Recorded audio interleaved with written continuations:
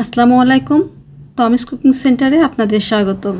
আজ কোরবানি ঈদ স্পেশাল গরুর মগজ পরিষ্কার সহ মগজ ভুনার একটা পারফেক্ট রেসিপি নিয়ে চলে আসলাম। আজকের এই রেসিপিতে আপনারা খাসির মগজও রান্না করতে পারবেন। শুধু কোরবানি ঈদ কেন, আপনারা এই সুস্বাদু মগজ ভুনাটা যে কোনো দিন রান্না করে গরম ভাত, রুটি, পরোটা, পোলাও যে কোনো কিছুর সাথেই পরিবেশন করতে পারবেন। এখানে আমি একটা গরুর মগজ প্রায় 30 মিনিট আগে পানির মধ্যে ভিজিয়ে রেখেছিলাম। পানির কালারটা দেখেই বুঝতে পারছেন মগজ থেকে অনেকটা ব্লাড বের হয়ে এসেছে। পরিষ্কার করার সুবিধার জন্য আমি মগজটা 2 ভাগ করে নিয়েছি, এতে হাতে ধরতে সুবিধা হবে। মগজের গায়ে অসংখ্য শিরা উপশিরা থাকে আর সেগুলোর মধ্যে অনেক ব্লাড থাকে।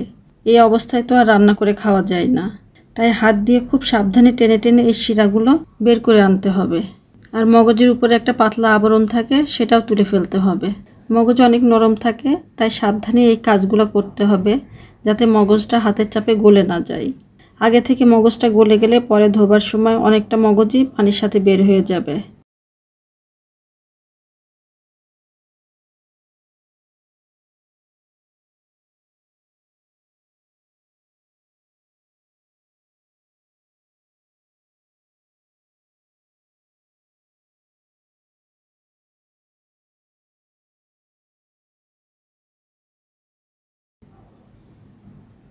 এখন মগজটা ভালো মতো পরিষ্কার হয়ে গেছে। এবার পরিষ্কার পানি দিয়ে কয়েকবার ধুয়ে নেব।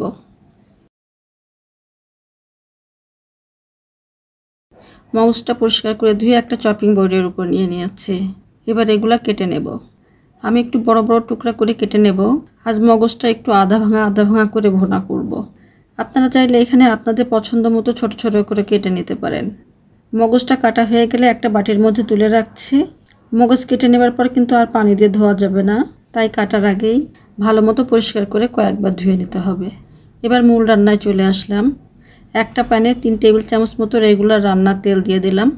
আমি এখানে সয়াবিন তেল ব্যবহার করছি, আপনারা চাইলে সরিষার তেল দিয়েও রান্না করতে পারবেন। তেলটা গরম হয়ে গেলে কিছু আস্ত মশলা ফোড়ন দিয়ে নেব। আস্ত মশলার মধ্যে এখানে আছে 4টি সবুজ এলাচ, 2 টুকরো দারুচিনি, 3-4টার মতো লবঙ্গ, 4-5টার মতো গোলমরিচ আর 2টা তেজপাতা ছোট করে ছিঁড়ে দিয়েছি। আস্ত মশলাগুলোর কালার যখন একটু চেঞ্জ হয়ে আসবে আর সুন্দর একটা অ্যারোমা বের হবে, তখন দিয়ে দিলাম 1.5 কাপ পেঁয়াজ কুচি। এই পেঁয়াজ কুচিগুলো এখন ভেজে নেব। পেঁয়াজটা খুব বেশি লাল করে ভাজবো না।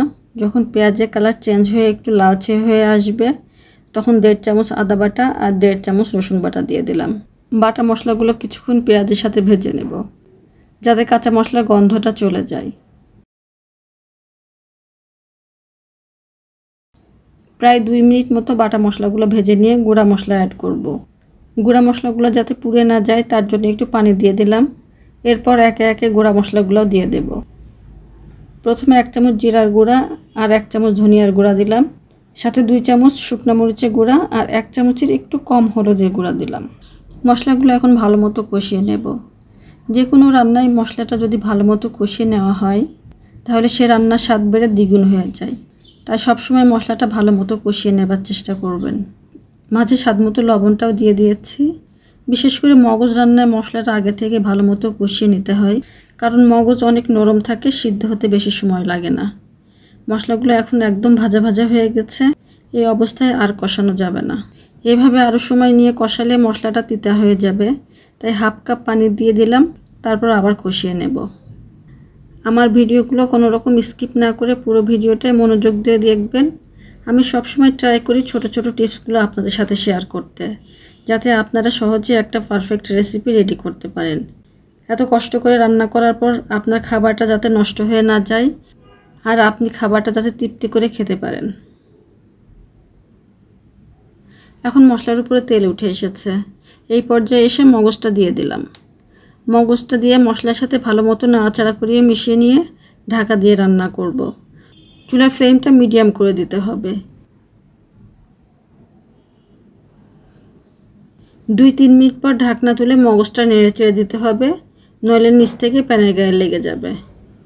মগজ খুব তাড়াতাড়ি প্যানের নিচে লেগে পুড়ে যায়।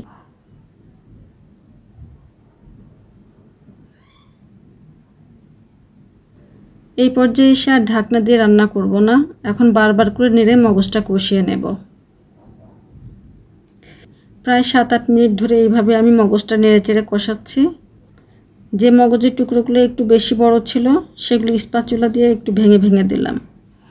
এখন মগজের কালারটা চেঞ্জ হয়ে এসেছে, খুব সুন্দর লোভনীয় কালারে চলে এসেছে। সুন্দর কালার আসলেও মগজটা কিন্তু এখনও পুরোপুরি সিদ্ধ হয়নি, তাই এখানে প্রায় 250 গ্রাম গরম পানি দিয়ে দিলাম। এই পানিতে মগজটা ভালো মতো সিদ্ধ হয়ে যাবে। আবার ঢাকা দিয়ে রান্না করে নেব।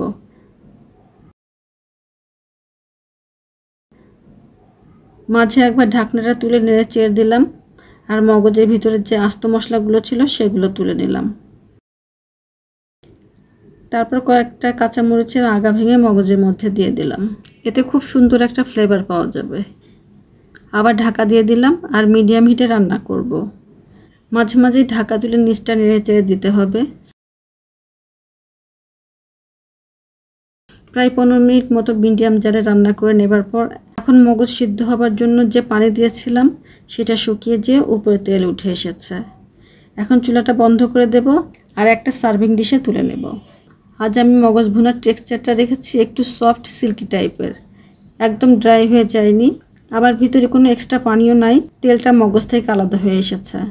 দারুণ একটা টেক্সচার, অসাধারণ টেস্টি হয় এইভাবে মগজ ভুনা করলে।